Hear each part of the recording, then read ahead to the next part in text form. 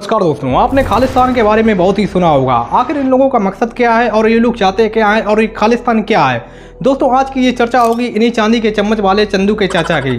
तो दोस्तों अभी तक आपने हमारे चैनल को सब्सक्राइब नहीं किया है तो जल्द जल्द चैनल को जरूर सब्सक्राइब कर लें। दोस्तों जैसा कि आपको पता है 1947 में भारत से टूटकर एक नया देश बना था पाकिस्तान, और तभी पंजाब सूबे का भी बंटवारा हुआ था, जिसके तहत पंजाब का एक बहुत बड़ा हिस्सा पाकिस्तान की ओर चला गया था और थोड़ा बचा हुआ एरिया इंडिया में भी रह गया था। दोस्तों उस समय जालमाल का भी काफ़ी नुकसान हुआ था और लाहौर जो कि सिख साम्राज्य की राजधानी हुआ करती थी वो भी पाकिस्तान में पहुंच गई, जिसको लेकर सिख लोगों में एक अलग भाषा के आधार पर अलग राज्य की स्थापना करने की मांग उठी थी, जो पंजाब सूबा आंदोलन से शुरू हुआ था। और ये पहला मौका था जब पंजाब में कोई भाषा के आधार पर राज्य की स्थापना की मांग उठी थी। तो इसी के बाद ये अकाली दल का जन्म हुआ था और कुछ ही समय बाद इस पार्टी ने जबरदस्त लोकप्रियता हासिल की, जिसके तहत इस पार्टी ने अपने इस प्रदर्शन को लगातार जारी रखा। इसके तहत पंजाब, हरियाणा और केंद्र शासित प्रदेश चंडीगढ़ को भाषा के आधार पर अलग राज्य बनाने की इजाजत दे दी जाती है। और दोस्तों उसी दौरान खालिस्तान के नाम पर एक अलग राज्य बनाने की भी मांग उठी थी, लेकिन उस समय तत्कालीन प्रधानमंत्री इंदिरा गांधी ने इस मुद्दे को दबा दिया और कहा कि ये किसी राज्य की नहीं बल्कि देश बनाने की मांग की जा रही है।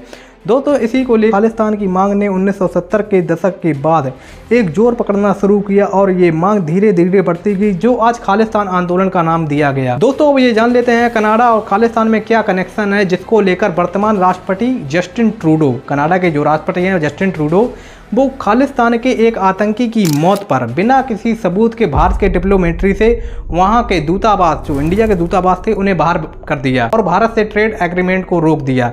दोस्तों आखिर क्या इनकी मजबूरी थी, आइए जान लेते हैं। बहुत तेज हो रहा है। दोस्तों कनाडा एक ऐसी कंट्री है जहां पर सिख समुदाय की एक बहुत बड़ी आबादी रहती है, और जब 1980 के दशक में पंजाब में खालिस्तान का वर्चस्व, अलगाववादियों का वर्चस्व चरम सीमा पर था, जब इसको समर्थन देने के लिए वित्तीय संशोधनों की आवश्यकता थी, तो दोस्तों उस दौरान आईएसआई, पाकिस्तान आईएसआई ने इसको सपोर्ट किया था और यहाँ से भारत से खालिस्तानी आतंकियों को कनाडा पहुंचाना शुरू कर दिया। और इसी के साथ आईएसआई ने अलगाववादियों के साथ मिलकर पूरे देश में यह आग भड़काई, और जिसको लेकर कनाडा में एक कानून व्यवस्था की बहुत ही बड़ी कमी पड़ गई। दोस्तों कहा जाता है आईएसआई ने पाकिस्तान में रह रहे अलगाववादी नेताओं को कनाडा में स्थानांतरित करना शुरू कर दिया।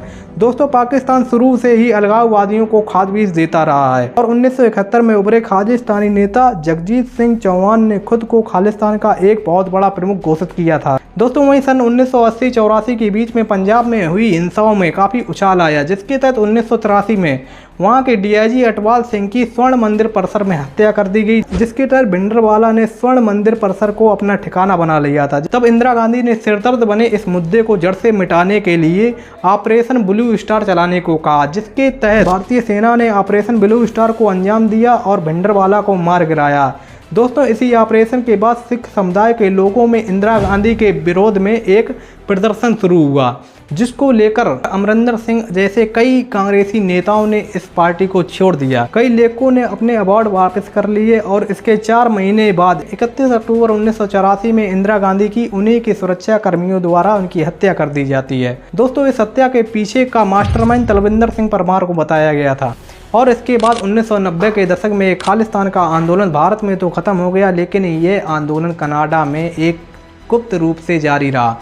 दोस्तों इसके बाद अब कर लेते हैं प्रेजेंट टाइम की बात, जिसको लेकर जस्टिन ट्रूडो ने भारतीय दूतावास डिप्लोमेसी से वहां से भारतीय दूतावास को बाहर निकाल दिया था। दोस्तों जस्टिन ट्रूडो को ऐसा लगता है कि कनाडा में रह रहे उस आतंकी को भारत सरकार ने मरवाया था, लेकिन ऐसा नहीं था। दोस्तों इसको लेकर कनाडा सरकार ने वहां से दूतावास को बाहर निकाल दिया। फिर दोस्तों इसको लेकर भारत भी कहाँ रुकने वाला है। सुबह होते ही भारत से कनाडा दूतावास को क्या कहा गया, पहली फुर्सत में निकल, कोई जरूरत नहीं हिंदुस्तान को तेरी। दोस्तों आखिर जस्टिन ट्रूडो की क्या मजबूरी है, जिसके तहत एक आतंकी की मौत को लेकर वो भारत जैसे बड़े देश से पंगा ले रहा है, और इसको लेकर वहाँ की मीडिया और वहाँ के लोग जस्टिन ट्रूडो को ढंग से करे आ रहे हैं। दोस्तों अब जान लेते हैं। तो दोस्तों इसके पीछे एक सिंपल सा जवाब है, जस्टिन ट्रूडो की कनाडा में तुष्टीकरण की राजनीति। क्योंकि वहां पर उनकी लिबरल पार्टी ऑफ कॉमन उनकी वजह से सत्ता पर नहीं है, बल्कि यह सरकार बनाने के लिए एनपीपी यानी न्यू डिप्लोमेट्री पार्टी का सपोर्ट लेना पड़ा। और इस न्यू डिप्लोमेट्री पार्टी के लीडर हैं जगदीप सिंह, और ये जगदीप सिंह खालिस्तानी के सबसे बड़े लीडर हैं और इनके ऐसे ही बयानों को लेकर भारत सरकार ने इनके ट्विटर अकाउंट को भारत से बैन करा दिया गया था और इन्हें भारत में आने की भी इजाज़त नहीं दी गई थी। इसी को लेकर जस्टिन ट्रूडो हमेशा खालिस्तानियों को समर्थन करते रहते हैं। दोस्तों, आपको ये जानकारी कैसी लगी आप हमें ज़रूर बताइएगा और मिलते हैं आपको नेक्स्ट वीडियो में। चैनल को ज़रूर सब्सक्राइब कर लीजिए। धन्यवाद।